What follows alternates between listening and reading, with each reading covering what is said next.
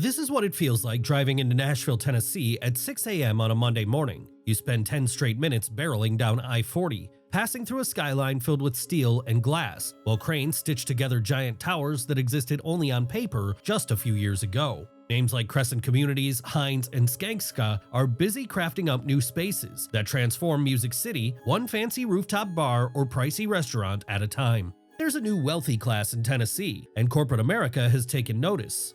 Meanwhile, 110 miles away, regular folks in rural Tennessee drag themselves through the fog for hour-long commutes. Teachers, janitors, retail workers making less than the national median wage pay a steep price every time they fill their gas tanks or buy groceries for their families. As Tennessee doesn't tax paychecks, but it slaps a 4% sales tax on food and nearly 10% on everyday essentials like gas and clothing.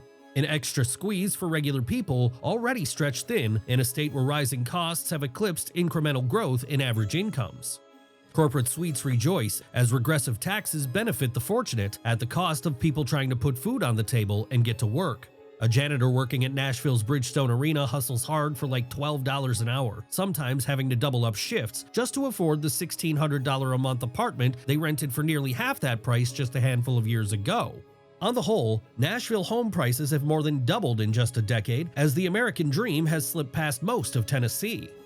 If you look here on the map, you'll see it. Tennessee has become three very different places. West Tennessee, anchored by Memphis, is perplexing. FedEx runs the world's busiest air cargo hub, shipping millions of parcels a year, yet neighborhoods crumble as residents flee to the suburbs and northern Mississippi. Middle Tennessee sparkles from its Nashville proximity, while TVA dams provide discount energy that lights up skyscrapers and highways scattered across metropolitan Nashville. East Tennessee, home to Knoxville, the state's third largest city, fights a slow uphill battle, while Tennessee's first capital city is stuck clinging onto its University of Tennessee anchor as much of its metro economy is caught up in years of stagnation. The Appalachian foothills that make up surrounding counties suffer from deep economic strain, with school funding shortages, aging infrastructure, and patchy broadband. While towns like Pigeon Forge and Gatlinburg stand out not for what they've done, but because the Great Smoky Mountain National Park is located along their county.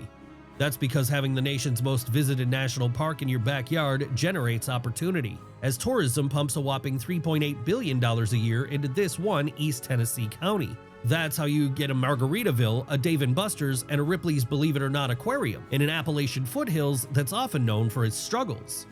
Eastern Kentucky, southeastern Ohio, and western Virginia got left behind, while Sevier County got a Joe's Crab Shack and a major outlet mall.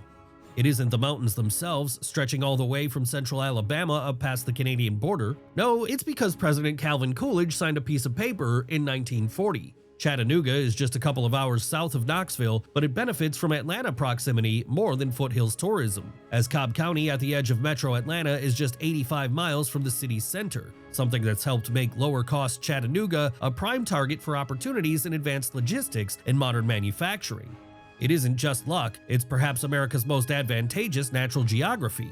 If you look here at the map, you can see how interstate highways, specifically I-24, 40, 65, and 75, have almost perfectly connected the urban cores of Tennessee, while connecting key cities with valuable outside resources in valuable out-of-state cities like Atlanta, Charlotte, Louisville, and Huntsville. Those numerous interstate connections make Tennessee extremely accessible for tourists looking to spend dollars in Nashville or Gatlinburg, for truckers moving freight across the country, and for logistic transportation from one important hub to the other.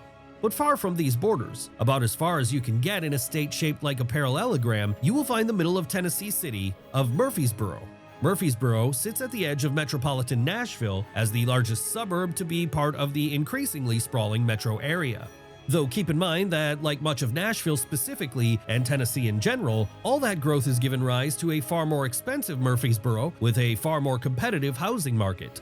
But despite it having a number of notable metros from Knoxville and Chattanooga in the east all the way over to Memphis, and with several smaller cities in between, from Franklin to Murfreesboro, Clarksville, and Hendersonville, the truth is that much of Tennessee, all four of those smaller cities, and about half of the state's economic output orbits around just this one area.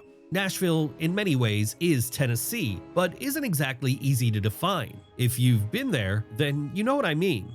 Lower Broadway is filled with multinational corporations you could see any place in the world. But then there's also the Batman Building, which stands out as this unofficial landmark of the American Southeast.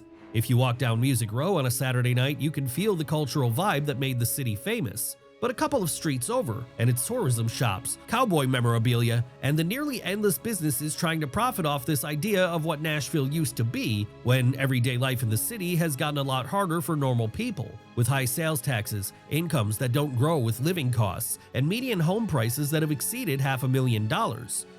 However, when a single city draws in so much focus, it can be difficult to see where other places get the investment and attention they really need.